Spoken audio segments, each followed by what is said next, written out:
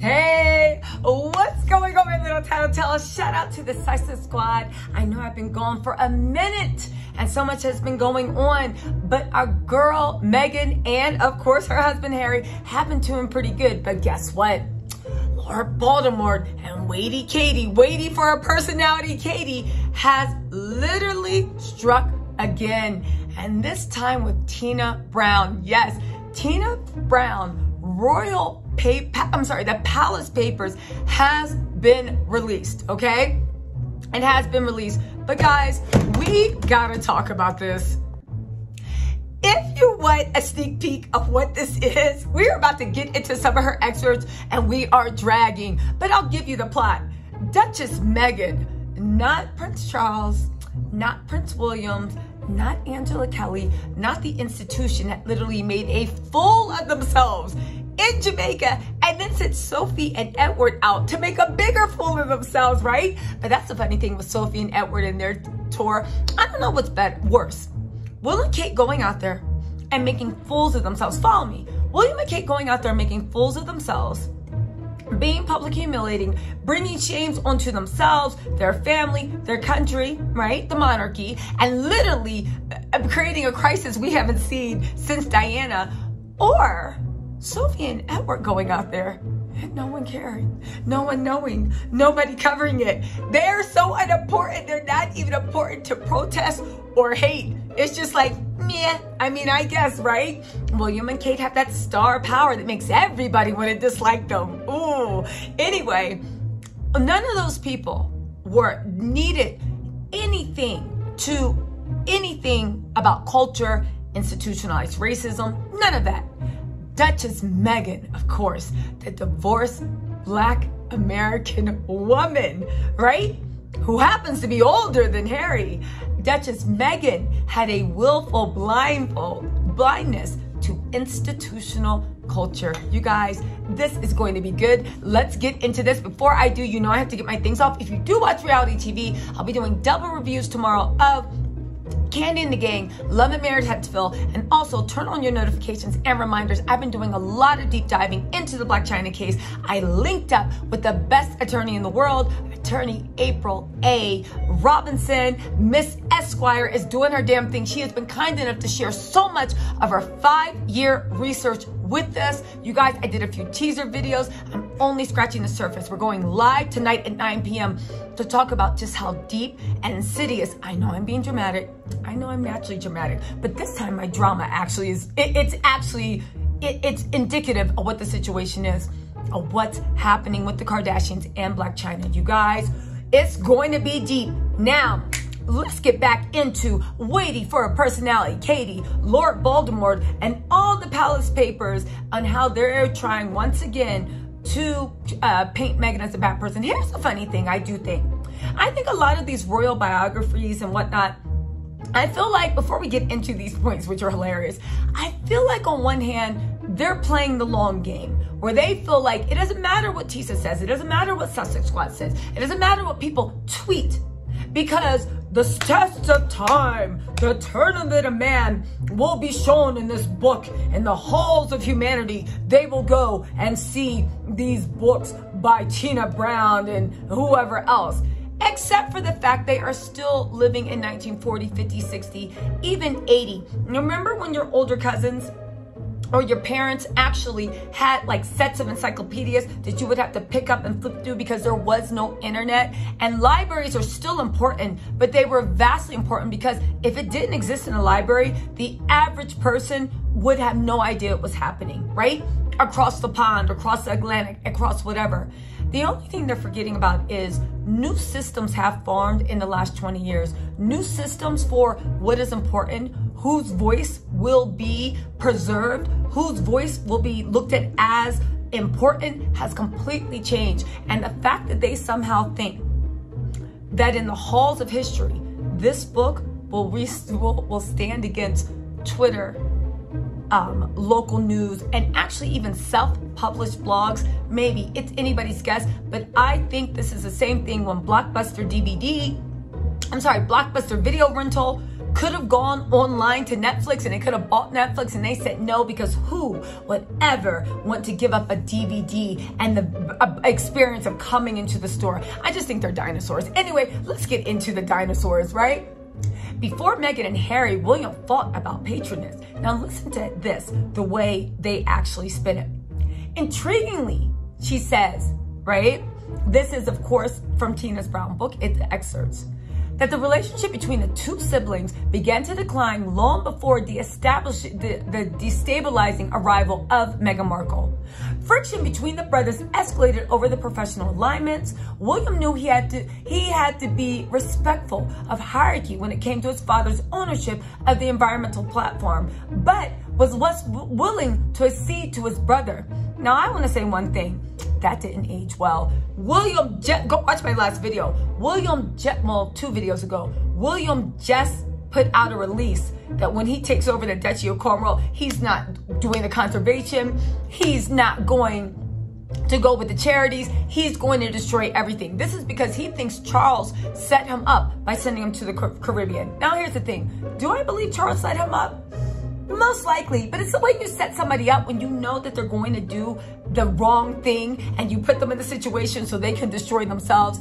He might have set you up, but all he did was put you in a situation where you were yourself. So basically, he let you, gave you the rope to, So anyway, for you now saying that he knows that he has to be respectful of the hierarchy, when he literally said that when he is king, forgetting about Charles in a way, that the Commonwealth won't matter, talking all the stuff about the Commonwealth and literally damaging whatever relations Charles would have to, and saying he's going to do Duchy Cornwall the Cambridge way. What is the Cambridge way except for being on vacation all the time, getting mad at someone, and being incandescent with rage? That's the Cambridge way. But let's get into this, right? For his part, Harry felt that William was hogging the best briefs, a rivalry, especially King, over their joint interest in African conservation. Brown claims that Harry wanted the prestigious Rhino and Elephant charity that touched trust, of which William had been patron of since 2005. Harry was a very, very, very angry man. I think those were absolutely Olympic roles, she quotes a friend of the brothers saying. This is coming out just a week after that big write-up of William at 40 saying he is tumultuous, angry, incandescent, just an all-around horrible person from what I read. Second of all, we know that William and Kate like little shiny things. This is what I think. They love a project they can put their name on and wrap their name around. The only thing about their projects, the only thing. Can you guys take a guess? Class, can you take a guess about their projects? They don't do anything. How many patronages did Kate have that went out of business? They don't do anything. They actually set the Cambridge way down. Instead of taking over hundreds of charitable endeavors and at least showing their face and showing you care and somebody to thank you for living this incredibly lavish life, you're gonna go down to 4 or 5. It's just ridiculous. Now, Harry actually shows up for his patronages. Last time William was in Africa, he said that the biggest threat to African wildlife is African people and overpopulation. And this isn't the first time he said that. He firmly believes it. I'll leave that right there. Now get this. They go on to say that William's a terrible public speaker, but that is a good thing because Harry's too likable. Get this. If William makes a speech, everything from good evening onwards has to be typed out and handed to him, a charity official tells her. When he came to our dining club one evening, as soon as he got up to speak and froze. He got up to speak and he froze. Harry knew how to work the room like his grandfather, Prince Philip, starting with a joke to break their ice. Do you know why I think William's a horrible public speaker? Because he just is. It doesn't mean anything. Some people are great public speakers, some people aren't. William's not. I'm not going to hold that against him. I will say is, how is Harry being naturally gifted as a public speaker a negative? And if you think about it, their jobs are to be soft diplomats. Your job is to speak to the public and give speeches. That's why you get the cushy vacations. That's why you only have to work 50 days out the year. That's why you are a tax-funded family. That's why. So I'm not downing anyone for not being a good public speaker. That doesn't mean anything. But how is it a bad thing for being competent naturally at the job that you're supposed to be born to. Anyway, right? When Harry met Meghan, she and the prince became drunk on it. Now listen to this. You would say drunk on what? Power, ego, vengeance. What, drunk on what? These are such negative words. She and the prince became drunk on a shared fantasy of being the instruments of global transformation. They became drunk on a fantasy of changing the world better. Let's break this down. You became drunk, not with power, not with ego, not with arrogance, with a fantasy of changing the world to be a better place. It's a now also, it's a fantasy for wanting the world to be a better place. That's a fantasy. I didn't know that. Secondly, it's not over.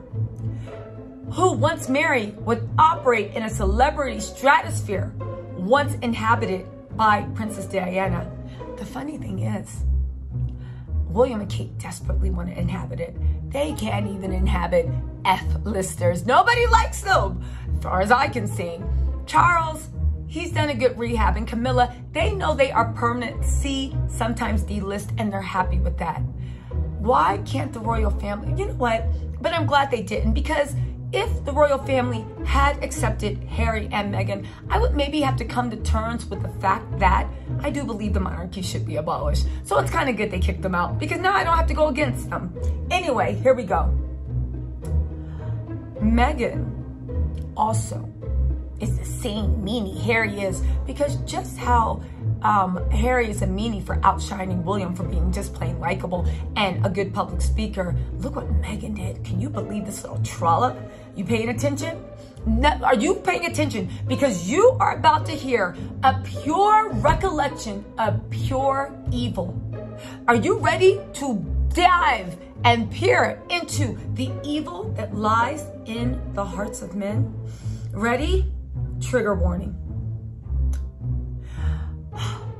The world caught a glimpse of this power grab at the unveiling of so-called Fab Four, where Meghan articulately spoke with all her actressy skills at a meeting of the Royal Foundation, which had set up the Heads Together mental health charity. Harry looked on with awe, and his brother Kate stood by with expressionless irritation. When it was Kate's moment to speak, she was strikingly less articulate, as well as briefed. Oh my God, can you believe her? Can you believe she made a power grab? First of all, let's talk about this. How is it a power grab to do your job competently? That's what they were harassing Meg about doing. Second of all, Meg spoke first. So even if you buy the argument that Meg was outshining Kate, even if you buy that argument, how are we to know, if we speak first, that the person that has been doing a more, according to everybody else, senior job for over a decade is going to be less articulate and less well briefed than a person that's been on the job for less than 8 months? Meghan spoke first. She did her job like she signed up to do. She was honoring the taxpayers' money, even though it came out that they did not give her a salary. She was doing all this for free. She honored the royal family. She briefed herself, she practiced, she did whatever she needed to do. She spoke, she did well. Kate's turn came later. Kate made an abysmal fool of herself. And somehow that's Meghan's fault for not anticipating that Kate was going to be a fool. I mean, I'll be honest with you. I anticipate Kate is going to make a mess of everything she does. So on that point, Meghan, you were around for 8 months. You knew Kate was an idiot. You should have planned for it. So you know what? Maybe you guys were right. Again, it's a low-key drag of Kate, but Meghan should have known that Kate sucks at everything, right? Anyway, here we go. Now get this. Meghan also had too much charisma, too much going on. So far, so glamorous. But the palace insider saw Meghan's willful blindness to institutional culture. Now you have to ask yourself, what institution is that? the institution of colonization, the institution of racism, the institution of classism, the institution of snobbery, the institution of jealousy. I don't know, but she had a willful blindness to institutional culture, and that was a clash with the actress's worldview. She's a modern woman. In the ranking system of the entertainment world, star power, wattage equals leverage. Also, she seemed oblivious to the one critical factor that would determine the outcome of her plans for the future. Primogeniture, I don't even know what that is. I guess it means something about like where you are born in the pecking order and royalty. I just want to say this, and this is why the royal family and the monarchy will fall. They are entertainment. I know a bunch of old monarchists might think they're more, they are entertainment. But let's also look at this, right? They want her to dim the one thing that they have a whole team of public relations people to try to give Will and Kate, and it just doesn't have her. Star power, wattage, all those good things. How is it? It's the most precious life source of the royals, but it was a bad thing for Meghan to have it. And the funny thing is, Meghan could just be sitting there minding her business, right? Feeding Archie apple slices or whatever he eats, right? And they still would have had a problem. But let's not go. Let's also talk about how Meghan, when she operated her online blog, The Tig, had the nerve to want to get freebies from people. Never mind Will and Kate just stayed at their friend's house. You know what, let's focus, right? In the book, Brown shines a fascinating and wappish light on, why can't I read? Waspish life on Meghan's life just as she's meeting Harry, and how then her blog, The Tig, was a dragnet for luxury freebies. The funny thing is about these people that write they have no idea about American culture.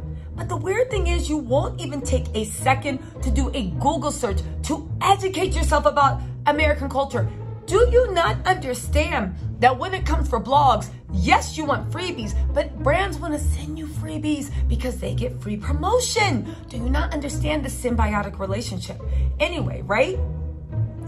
She won a reputation among the marketers of luxury brands of being warmly interested in receiving bags of designer swag. What else would you write a lifestyle brand blog about? What else, Tina? What else? Does anybody have a question? What else? Are you guys that dense or non-intellectual? Or maybe you're just playing stupid, that you guys don't understand the very basics of American marketing and blogging and culture. Do you think people are on YouTube because it's fun? I mean, yes, sometimes we are, but do you understand that we're a capitalistic society? We earn and we work hard.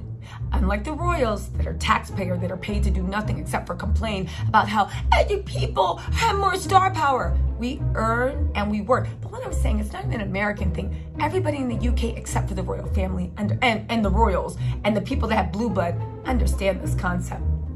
But where is it at? Oh, a publicist is quoted as saying she had been copied in on a message from a member of Meghan's team after she became the Duchess of Sussex. Make sure the publicist knows that she can still send me anything. She's always been one of the good ones.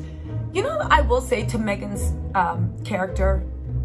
And maybe it was conscious, maybe it wasn't. I really don't care. It is what it is. This is the worst you can find about Meghan. This is the worst you can find about Meghan. That she emailed a publicist and held out an olive branch and said, "You were with me when I was no one." Well, no one to the people of Great Britain. She was always somebody in America's eyes. You were with me back then, so you know what? Just because now I'm the Duchess of Sussex, I'm still gonna allow you access to me. I didn't forget where I came from and the people that helped me along the way. To me, that seems admirable, but somehow it's a bad thing. Last thing, right? Meghan's conclusion after the South Pacific tour. And Meghan's view, according to Tina Brown, was that the monarchy likely needed her than she needed them. She didn't tell any lies. She had starred in the equivalent of a blockbuster film and wanted her leading lady status to be reflected in lights. You know what? I'll just say this. Tina Brown's an idiot. This book is complete trash. And anybody that actually believes it, you already hated them. You just wanted a reason to direct your hate and get talking points, because nothing in this even makes sense. It's nonsensical, even by the royal biographer standards. Anyway, you guys, let me know what you think in the comments. I know I've been overwhelmed with the Blac Chyna trial, but if you haven't paid attention, go on and pay attention. It's really, really good. David versus Goliath. Good versus evil, classism, elitism, money. It's a mess and a shamble, just like this royal saga. Anyway, you guys, let me know what you think in the comments. Just be respectful, and we welcome all opinions. I will talk to you guys later. Bye.